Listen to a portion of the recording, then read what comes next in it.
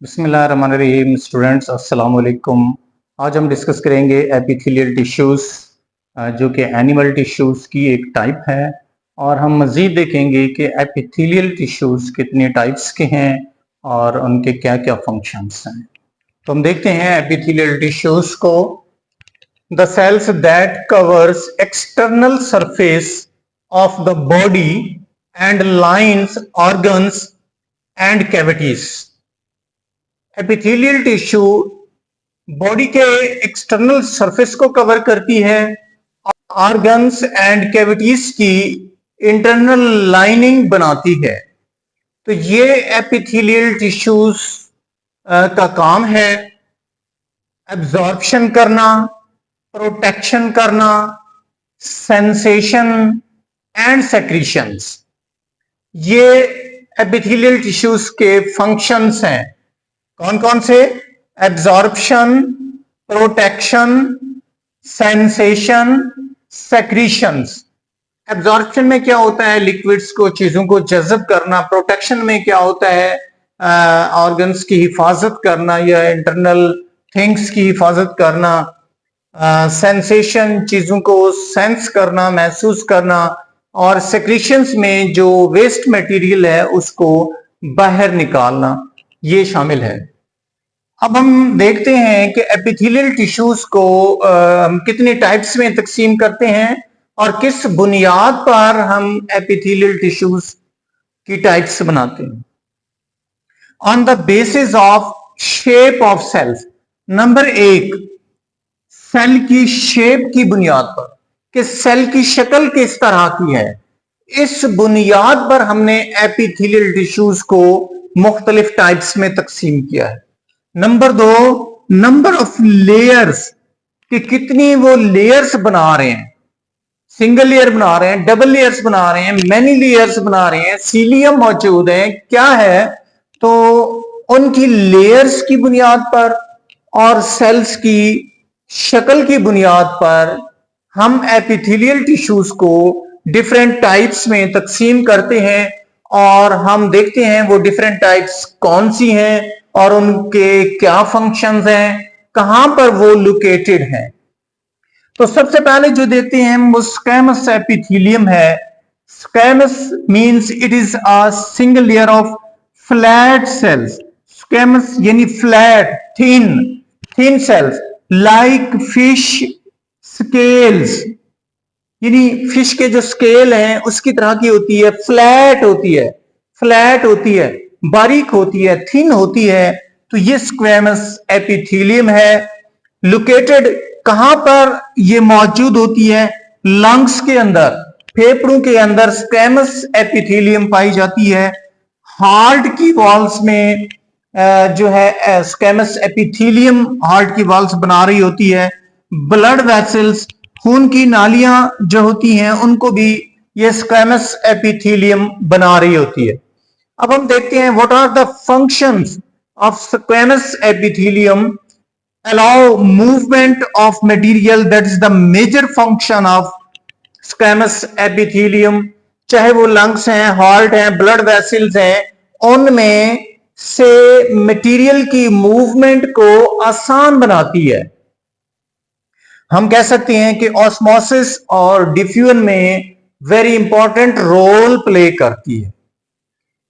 यहां देखें, मैंने एक सिंगल लेयर दिखाई है जो कि स्क्वैमस एपिथेलियम की, और ये फ्लैटेंड चपटे किस्म के इसके सेल्स हैं जिनमें ये न्यूक्लियस मौजूद है। तो ये स्क्वैमस एपिथेलियम के सेल्स यहां पर दिखाए गए।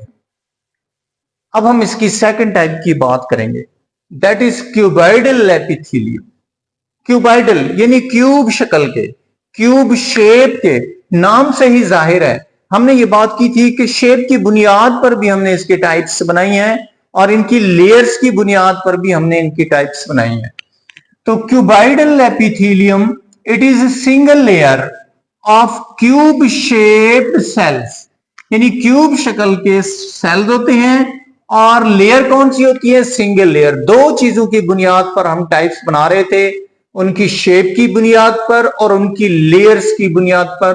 तो ये सिंगल लेयर सेल्स होते हैं। यहां पर मैंने दिखाए हुए हैं कि सिंगल लेयर सेल्स हैं और क्यूब टाइप शक्ल के ये सेल्स मौजूद हैं जिनमें न्यूक्लियस मौजूद है। या इस तरह से भी मैंने दिखाए हुए हैं, यहां पर ये भी जो है क्यूबॉइडल सेल्स हैं और इन्होंने एक इनर लाइनिंग बनाई हुई है यहां पर। तो लोकेशन इनकी कहां है? किडनी की ट्यूब्स के अंदर ये मौजूद होते हैं। गुर्दे की जो नालियां होती हैं उन नालियों के अंदर ये क्यूबॉइडल एपिथेलियम टिश्यूज पाए जाते हैं, इनकी लेयर्स पाई जाती हैं। और कहां पाई जाती हैं? ग्लैंड्स के अंदर। जो हमारे डिफरेंट किस्म के ग्लैंड्स हैं, गदूर हैं, जिस तरह से हमारे पिट्यूटरी ग्लैंड्स हैं, थायराइड ग्लैंड्स हैं, एड्रिनल ग्लैंड्स हैं, टेस्टिस वगैरह हैं, तो ये सारे ग्लैंड्स के अंदर जो है ये मौजूद होती है और गुर्दे की ट्यूब्स नालियों के अंदर ये मौजूद होती है। फंक्शन क्या है? जैसे गुर्दे का काम सेक्रीशंस करना है, ग्लैंड्स भी सेक्रीशंस करते हैं, गुर्दा भी सेक्रीशंस में इन्वॉल्व होता है। ग्लैंड्स का काम क्या है? हार्मोन सेक्रीट कर रहे होते हैं, तो इनका फंक्शन भी वही है, सेक्रीशन करना। ये सेक्रीशंस में अहम रोल प्ले करती हैं। अब हम देखते हैं कॉलमनर एपिथेलियम क्या होते हैं, कहां पर लोकेटेड हैं। दे आर इलोंगेटेड सेल्स, लंबे सेल्स होते हैं, कॉलम की शक्ल में होते हैं, लंबूतरे होते हैं, तो इसलिए इनको कॉलमनर कहते हैं। कि ये देखें आप, कॉलम की शक्ल में नजर आ रहे हैं, तो ये कॉलम की शक्ल में नजर आते हैं, उसी हवाले से इनका नाम रखा गया है, उसी शेप की बुनियाद पर इनका नाम रखा गया है कॉलमनर, क्योंकि ये कॉलम की शक्ल में नजर आ रहे हैं, कॉलम की शक्ल में नजर आ रहे हैं, तो कॉलमनर एपिथेलियल सेल्स हैं। इन्हें इलोंगेटेड सेल्स भी कहते हैं। कहां पर होते हैं? एलिमेंट्री कैनाल में। एलिमेंट्री कैनाल आप जानते हैं, देखें एक लंबी ट्यूब है जो माउथ से शुरू होती है और एनस तक जाती है, तो इसके अंदर ये इलोंगेटेड सेल्स के टिश्यूज मौजूद होते हैं जिन्हें कॉलमनर एपिथेलियल टिश्यूज कहते हैं। और कहां पर होते हैं? गॉल ब्लैडर के अंदर होते हैं। दो जगह पर, एलिमेंट्री कैनाल में और गॉल ब्लैडर में, कॉलमनर एपिथेलियम टिश्यूज पाए जाते हैं। फंक्शन, इनका भी फंक्शन क्या है? सेक्रीशंस करना, सेक्रीशंस करना। ये भी वेस्ट मटेरियल को या जो इंपॉर्टेंट मटेरियल होता है, जिस तरह से एलिमेंट्री कैनाल के अंदर डिफरेंट किस्म के गैस्ट्रिक जूस सेक्रीट हो रहा होता है, तो ये सेक्रीशंस कर रहे होते हैं ये।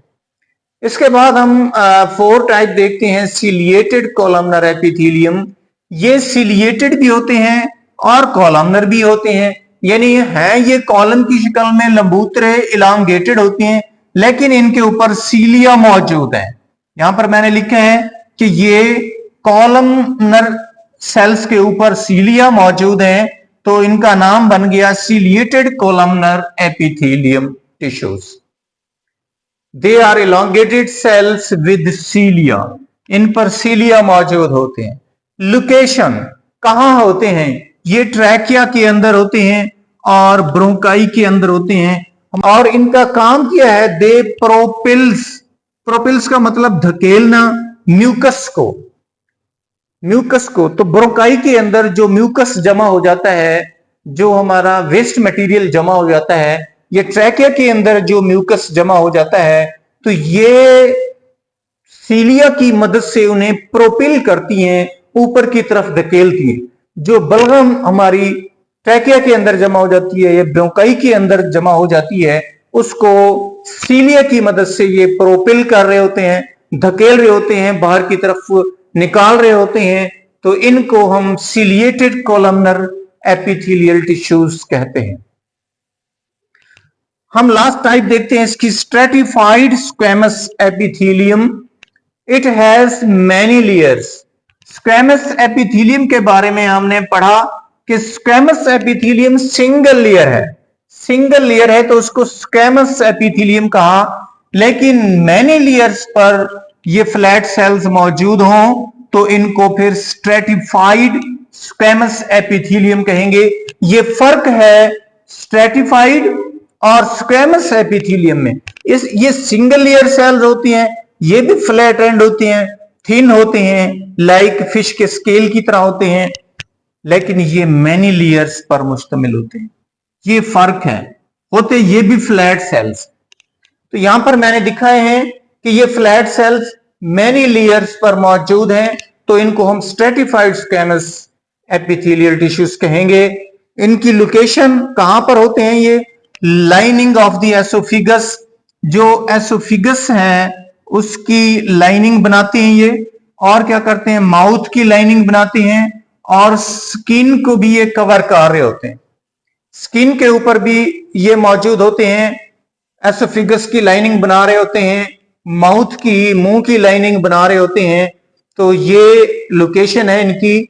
फंक्शन इनका क्या है, क्या ये काम करते हैं? प्रोटेक्ट इनर पार्ट, अंदरूनी हिस्सों की हिफाजत करते हैं, क्योंकि ये एसोफिगस है, माउथ है, उनकी इनर लाइनिंग बना रहे होते हैं, तो ये उनको प्रोटेक्ट भी कर रहे होते हैं। तो बेसिकली इसका काम, स्ट्रेटेड स्क्वैमस एपिथेलियम का काम हिफाजत करना है, प्रोटेक्ट करना है। तो आज हमने स्टडी किया बेटा एपिथेलियल टिश्यूज और उसकी टाइप्स के बारे में डिटेल से। उम्मीद है आपको क्लियर हो गया होगा इसका concept. Thanks for watching. Allah Hafiz.